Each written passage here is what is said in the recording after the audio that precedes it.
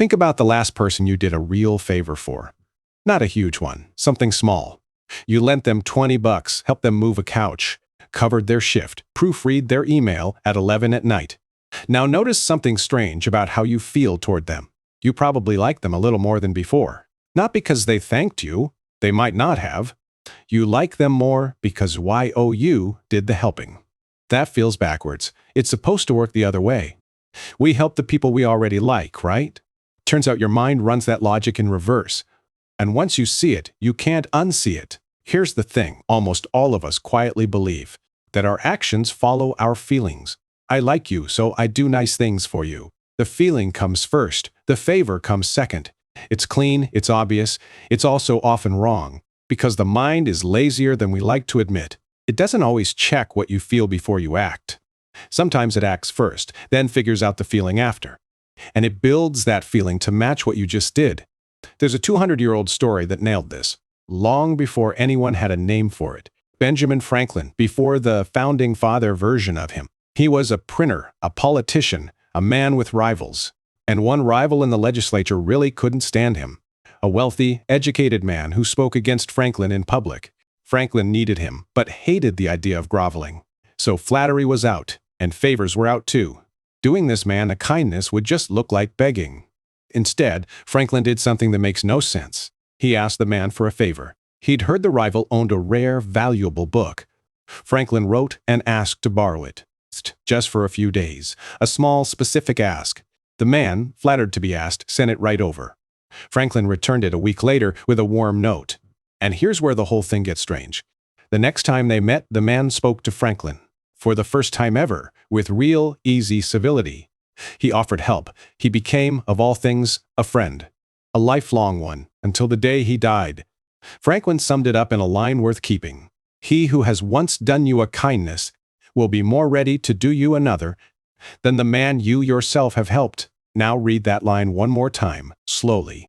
The person who helped you likes you more than the person you went out of your way to help. The favor didn't follow the friendship. The friendship followed the favor. So what actually happened inside that rival's head? Put yourself in his shoes for a second.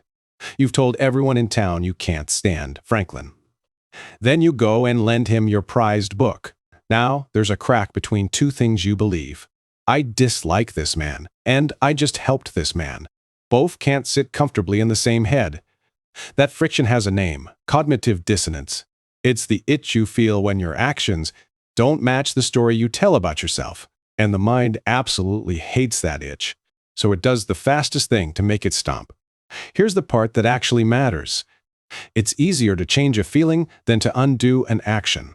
The book is already lent. That's done. That's real. So the feeling is what quietly gets rewritten. Maybe I don't dislike him after all. Maybe he's not so bad. I helped him, didn't I? The mind reverse engineers a reason for what you already did. You've felt this in smaller ways than a rare book. Ever argue hard for a side you weren't sure of and walk away believing it more than when you started? Same engine. The act drags the belief along behind it. We think we read our feelings off some inner gauge. Mostly we're guessing, watching our own behavior for clues. You don't have a clean readout of why you do things. So your mind looks at what you did and works backward to a feeling that fits it. You helped him. Helpful people help people they like. Therefore, the logic goes, you must like him. It's not a decision you'd ever admit to making. It happens just under the floor of noticing, which is exactly why it's so quietly powerful. Now here's the part most people get completely backwards. We treat asking for help as a cost, a little debt, something you owe the other person now, so we avoid it. We don't want to impose. We'd rather do everything ourselves and stay even. But watch what all that carefulness actually does. It keeps everyone at a safe, polite distance. Nobody ever invests a single thing in you, and people bond to what they've invested in, not to what they've received, to what they've given. Think about who you'd actually drop everything for. It's rarely the person who once did you a favor. It's the person you've shown up for again and again. Every time you help them, you tied yourself tighter. The giving is the glue, not the getting. So a small ask isn't really taking something from someone. It's an invitation to like you a little more. You're handing them a low-cost way to invest in you. This is the reveal worth sitting with for a moment. A well-placed request can be a kind of gift, not a favor you're begging for, a door you're opening. So here's how to use this without becoming a manipulator.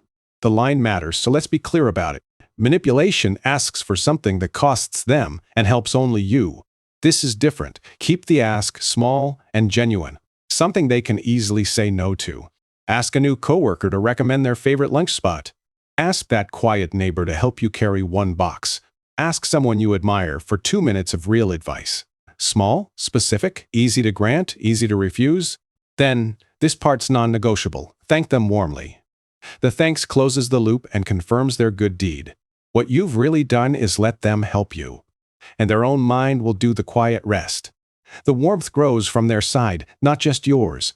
So stop trying to earn people by only ever giving. If someone feels distant, don't do them a favor. Let them do one for you, a tiny one. Here's the whole idea in a single line. We don't help people because we like them.